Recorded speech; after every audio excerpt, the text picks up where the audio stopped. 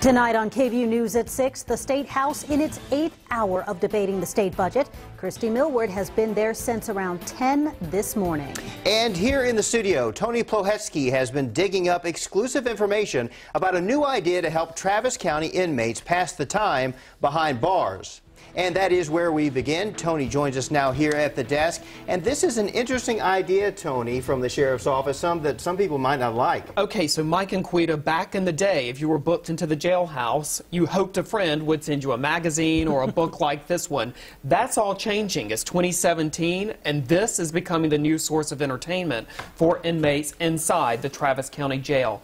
Now, we have learned today that the county is making plans to bring 2,400 electronic tablets inside the jail for inmates.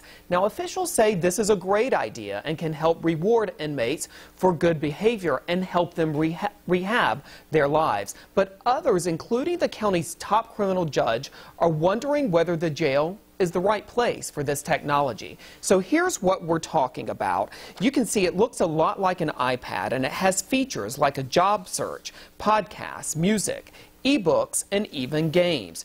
Eventually, officials say they also may be able to use them to make phone calls, all from the comfort of their cell.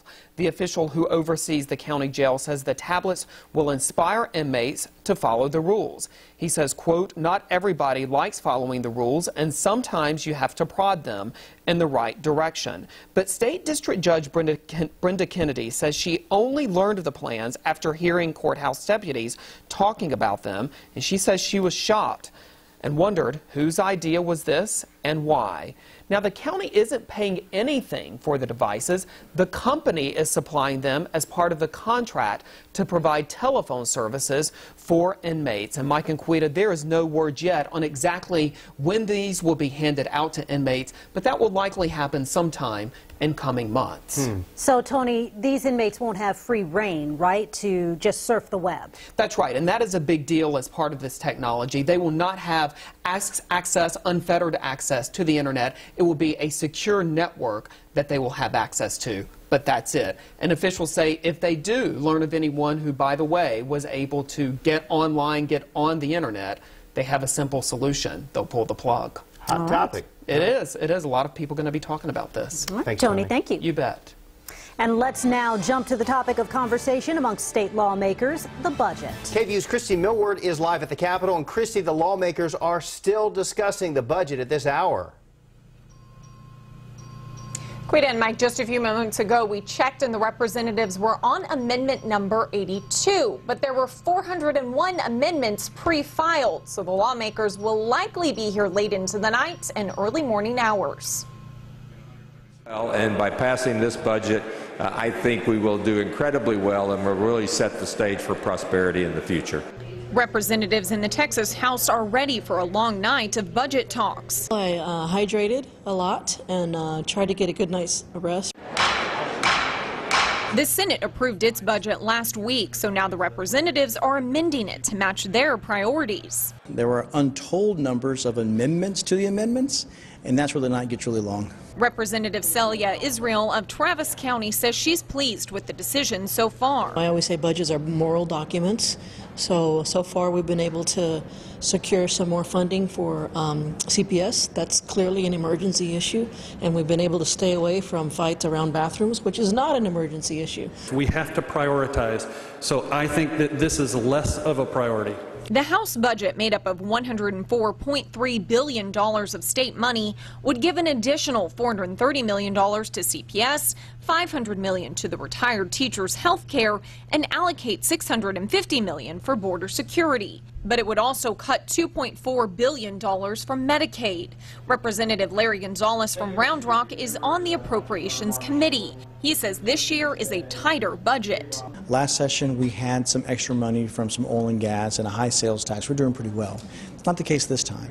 So this one's different in that you have to prioritize kind of what the needs are. So the House is looking at using $2.5 billion from the Rainy Day Fund, a fund that has almost $11 billion. That's something the Senate doesn't agree with. And we're saying there's a fund that was created and approved by the taxpayers to prevent steep dips in our economy. It's not a holy purse. We can touch it. It's our money. So I'm proud of the House for at least saying that. Even after the House passes a budget tonight, both the House and Senate will elect representatives for a committee to hash out the final details. Live at the Capitol, Christy Millward, KVUE News. Thanks, Christy. APD hired him from out of state to help fix Austin's troubled DNA lab, but now the city is paying him to leave.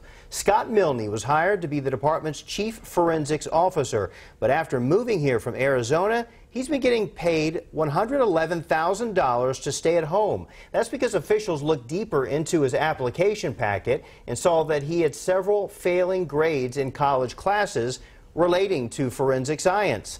Now the city says it will pay him another $57,000 to quit. In exchange, Milne waives the right to sue the city over any potential legal claim that he may have. The city closed the lab after a state audit found numerous issues about how staff was analyzing DNA. Officials are still trying to figure out the lab's future. I think it is actually the most addictive thing I have been on. A woman tells KVUE about her experiences with synthetic drugs, commonly known as K2. Today, the city, the police, and other health agencies announced they're tackling synthetic drugs that are hurting and even killing some in the city. KVUE's Amber Downing was there as the mayor announced the effort and spoke with several synthetic drug users downtown. And Amber, there were already 5 overdoses on that drug by noon today, right? Yeah, Mike, Quita, that is what Austin police told us. And it's easy to find out there on the street. The first people I walked up to on 6th Street told me they were smoking right there in front of me, even as police drove by on a golf cart. Hanging out just off of 6th and a block from the Arch Resource Center for the Homeless, this couple told me they were smoking synthetic drugs at that very moment. It does make you pass out, but that's because you're dehydrated. As we sat there, another self-proclaimed user came up to us. She told us her name is Ashley and agreed to let us interview her. When I'm high, I feel it's like a feeling like no other. It's more potent than weed. It gives you the same high of weed, but also a heroin effect too. But the withdrawals are torture. They can develop heroin-type withdrawal. Many end up in the hospital, either while high or withdrawing. That's what Austin Police, Austin Travis County EMS, and Austin Public Health Department want to stop. They say they're not targeting people like Ashley, they're going for the dealers. We're going to be finding these dealers wherever they choose to hide. Wherever hole they are at, we are going to find them. The punishment for dealing synthetic drugs is 5 to 99 years. Police are stepping up enforcement downtown, using spotters and halo cameras to find dealers. Take a look at this map. Austin Travis County EMS keep track of how many synthetic drug calls they get. It's focused mainly downtown, near the homeless population, putting a burden on certain hospitals. If you look at the cost of this drug, we're literally talking $5. This is targeting people that don't have the means. Synthetic drugs killing and injuring our homeless population and putting a strain on first responders. So police tell us last year one man did die from using K2 or synthetic drugs. The autopsy report listed cardiovascular disease as a significant contributing factor, though. Mike? Okay, thanks. Well, for months, the KVUE Defenders has been looking extensively at the impact synthetic drugs are having on Austin.